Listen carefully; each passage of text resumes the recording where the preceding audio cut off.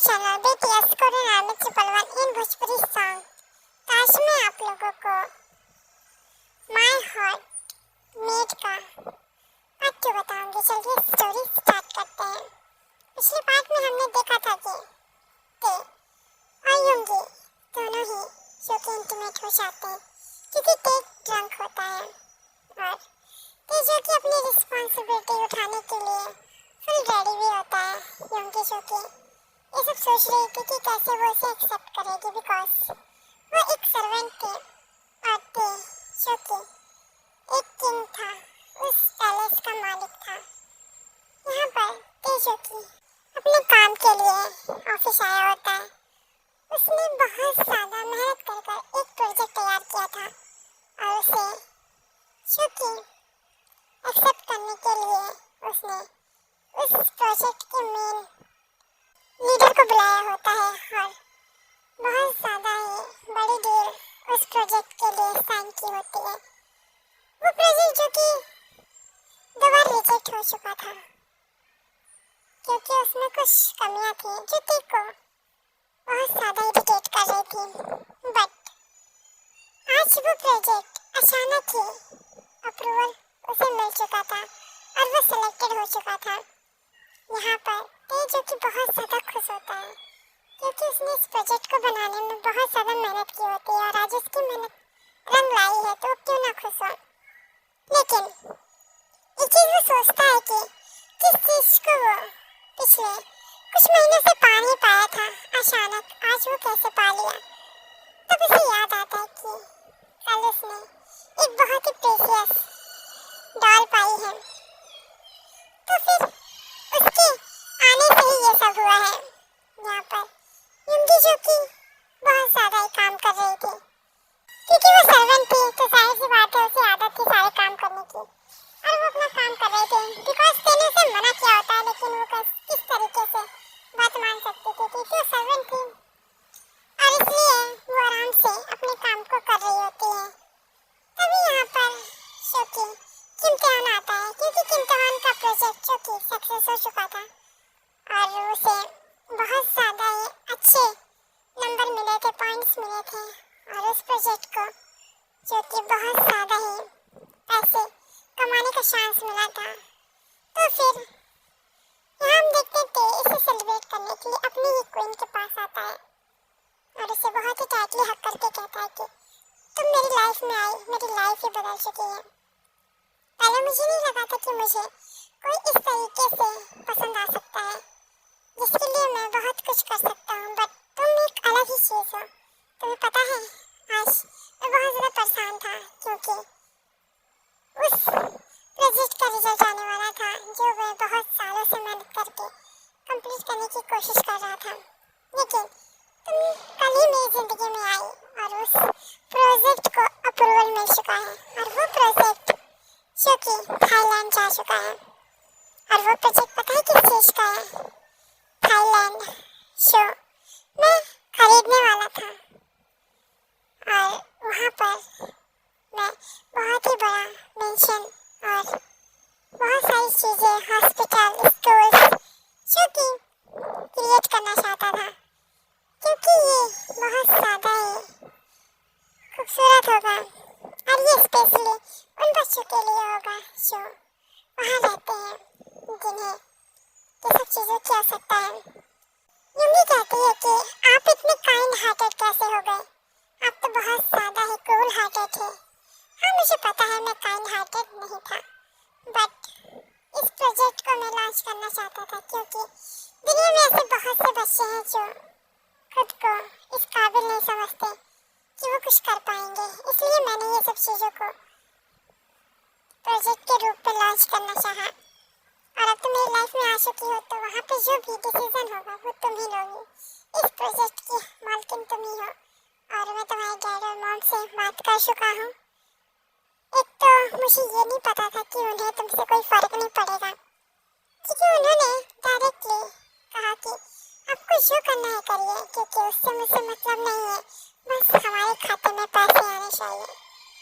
और मुझे बहुत जोर से गुस्सा आई थी क्योंकि कोई इतना कैसे गिर सकता है कि किसी की बेटी होते हुए भी उसे बेटी न माने। माना तुम सौतेली हो, लेकिन फिर भी एक गर्ल तो हो। इस तरीके से वो कैसे किसी को बेच सकते हैं? और उन्हें पैसे चाहिए। उन्हें तो मैं अब टॉर्चर करूंगा, बिकॉज उन्होंने मेरी क्वीन को इस तरीके से कहा है। लेकिन आप इस तरीके से नहीं कर सकते। क्यों यूंगी, क्यों नहीं कर सकता मैं? आखिर कुछ भी हो, वो मेरे पेरेंट्स हैं। मैं उनसे बहुत ज़्यादा प्यार करती हूँ। ओह, तो तुम प्यार करती हो उनसे, और वो क्या करते तुम्हारे साथ? किस तरीके से पेश आते हैं वो तुम्हारे साथ? तुम्हें अंदाज़ा भी है? इस तरीके से कोई अपने दुश्मन के साथ भी पेश नहीं आता जिस तरीके से वो आते हैं। हाँ हाँ हाँ, मुझे पता है, बट मैं उनसे फिर भी प्यार करती हूँ क्योंकि उन्होंने मुझे फिर भी पाल पोस कर इतना बड़ा किया है कि मैं आपके पास हूँ, आपकी जान बन गई हूँ। हाँ, ये बात तो है। मुझे थोड़ा तो एहसान मानना पड़ेगा, इसलिए मैं उन्हें थोड़ा सा दर्द दे के तड़ पाऊंगा। आप कैसी बातें कर रहे हैं? अच्छा ठीक है, तुम जल्दी से फ्रेश हो जाओ, क्योंकि आज मैं तुम्हारे साथ जो कि अपनी बहुत ही प्रीशियस लाइफ बिताने वाला हूँ। तो फिर आज का दिन मैं सेलिब्रेट करना चाहता हूँ, बिकॉज आज तुम्हारी वजह से मेरा वो काम पूरा हो पाया है जो मैं आज तक कभी करने की सोच नहीं सकता था। मैंने सोचा था इस प्रोजेक्ट को मैं बंद कर दूँ और थाईलैंड के बारे में सोचना भी, लेकिन वो अब मेरा हो चुका है, और वो भी तुम्हारी वजह से। और उस स्कूल का नाम तुम सोचना, और बहुत ही अच्छी तरीके से। ओके ठीक है, फिलहाल मुझे आपसे बात करनी है। मुझे ना स्टडी करनी है, मैं जो कि बहुत ही अच्छी वर्कर बनना चाहती हूँ। मतलब कि मैं ऐसा काम करना चाहती हूँ जिससे लोगों को खुशी मिले। तो बेफिक्र, वही तो मैं तुमसे कह रहा हूँ। तुम थाईलैंड वाली जमीन, थाईलैंड को ही पूरा इस तरीके से क्रिएट करो कि लोग तुम्हारी प्रशंसा करें, और तुम्हें अगर खुशी मिलेगी तो मुझे भी। बाकी बातें छोड़ो, चलो जल्दी से और रेडी हो जाओ, और या फिर मैं तुम्हें रेडी कर दूँ। लेकिन मैं कर लूँगी। No no no no no, कल रात में मैंने तुम्हें रेडी किया था, वाकई में बहुत मज़ा आया था। आज भी मैं तुम्हें रेडी करूँगा, सच में मज़े ही मज़े। और इतना कहते थे उसे वॉशरूम में लेकर जाता है और उसे तैयार कर रहा था, उसे शावर दिला रहा था। लेकिन उसके साथ साथ जब भी ते उसे टच करता तो वो बहुत ज़्यादा शाय फील करने लगती। ते जो कि सब चीज़ों को फील कर पा रहा था, तो वो जो कि अब नोटी स्माइल करके उसे किस करता है, उसके साथ रोमांस करता है, और दोनों जो कि इंटीमेट हो जाते हैं। यूंगी जो कि बहुत ज़्यादा ही रो रही थी क्योंकि फिर से उसे पेन हो रहा था। ते जो कि बिल्कुल भी सॉफ्ट नहीं था। आखिर ते कोई मामूली इंसान नहीं था, इतना बड़ा बॉडी बिल्डर, इतनी ज़्यादा पावर। जाहिर सी बात है नाजुक सी यूंगी कहाँ टिक पाएगी। ते जो कि उसे कहाँ फील कराता है और थोड़ा सा अपनी स्पीड धीमी कर लेता है, लेकिन फिर भी यूंगी को पेन हो रहा था। तो ते उसमें कुछ भी नहीं कर सकता, पेन होना लाजमी है क्योंकि यूंगी का जो कि सेकंड टाइम था, तो जाहिर सी बात उसे पेन होगा। तो ये जो कि अब बेबी गर्ल को बिल्कुल भी ध्यान नहीं देता है और कहता है बेबी पेन तो तुमको झेलना पड़ेगा, और प्यार में थोड़ा पेन नहीं झेलोगी तो फिर कैसे चलेगा।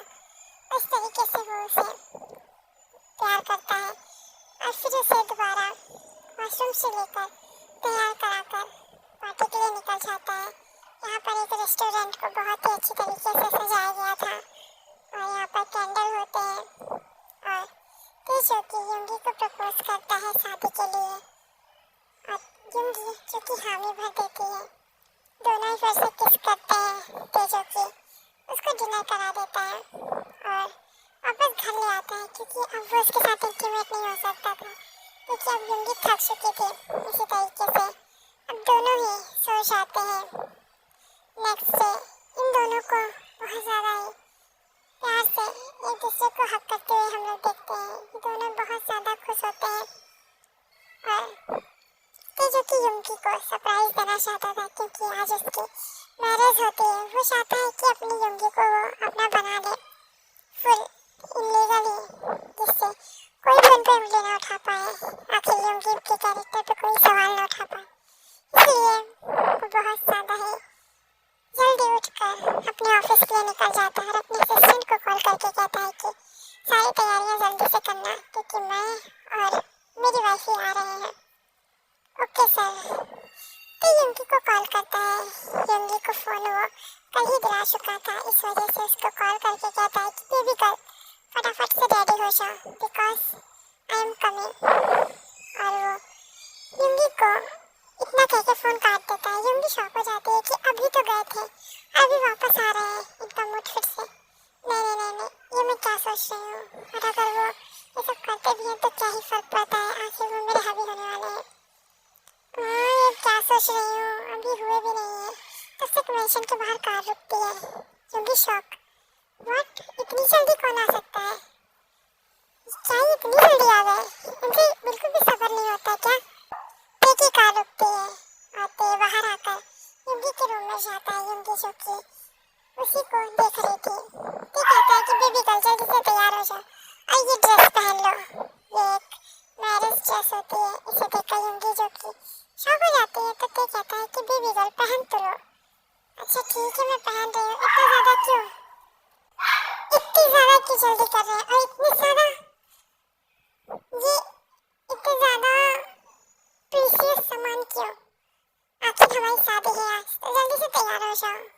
हैं हाँ शादी इतनी जल्दी, ऑफ कोर्स बेबी गर्ल इतनी जल्दी, और मैं तुम्हें अपने पास रखना चाहता हूँ तो इसलिए बहुत ज्यादा जल्दी करूँगा, लेकिन अभी जल्दी तैयार हो जाओ वरना चाहती हूँ कि मैं तैयार करूँ, अगर मैंने किया तो फिर सोच सकती हो। नहीं नहीं मैं जा रही हूँ। युंगी जल्दी से वॉशरूम में जाकर फ्रेश होकर और फिर जल्दी से रेडी होकर आती है। युंगी जो कि बहुत ज्यादा क्यूट और खूबसूरत लग रही थी, तो उसे देखकर बहुत ज्यादा ही mesmerize हो जाता है और कहता है कि क्या आज मैं शादी करूँ या नहीं। युंगी चलो ना लिविंग रिलेशनशिप में रहते हैं, शादी वादी छोड़ देते हैं, चलो फिर से हम सुहागरात मनाते हैं, शादी का क्या है, आज नहीं तो कल हो जाएगी। आप इस तरीके से बहकी बहकी बातें क्यों कर रहे हैं, चलिए शराफत से। उठते उसे प्यारी सी किस करके उसे अपने ब्राइडल स्टाइल में गोद में लेता है और फिर लेकर अपनी कार की तरफ बढ़ता है। यहाँ पर सारी तैयारियां हो चुकी थी एक लग्जरियस होटल में। ये एक 7 स्टार होटल होता है और पूरा होटल ही सजा दिया गया था। युंगी इसे देखकर बहुत ज्यादा ही खुश हो जाती है और बच्चों की तरह उछलने लगती है। तो कहता है कि तुम इतनी ज्यादा बच्चों की तरह हरकतें कैसे कर रही हो, क्या तुम बच्ची हो, नहीं ना, तो बड़ी हो गई है तो एडल्ट की तरह बिहेव करो। बट मुझे ये अच्छा लगा, हाँ मेरी बेबी गर्ल मुझे पता है तुम्हें अच्छा लगा, अब जल्दी से चलो हमें शादी भी करनी है, ऐसा तो है नहीं कि बस सिर्फ ऐसे ही हम रहेंगे। अच्छा ठीक है मैं चल रही हूँ। यहाँ पर दोनों की शादी हो जाती है। तो जो कि अपनी प्यारी सी वाइफी को किस करता है और शादी को कंप्लीट करता है। युंगी जो कि शाय फील कर रही थी, ऐसा उसे फर्स्ट डे नहीं फील हुआ था जब ते उसके साथ इंटीमेट हुआ था, जैसा आज हो रहा है उसके अंदर बटरफ्लाइज फील हो रही थी। बहुत ज्यादा ही शाय थी, उसे समझ नहीं आ रहा था वो क्या करे। ते उसको समझाने की कोशिश करता है, लेकिन वो देखता है कि युंगी जो कि शाय फील करने के बाद और ज्यादा ब्यूटीफुल लग रही है तो कैसे रोक सकता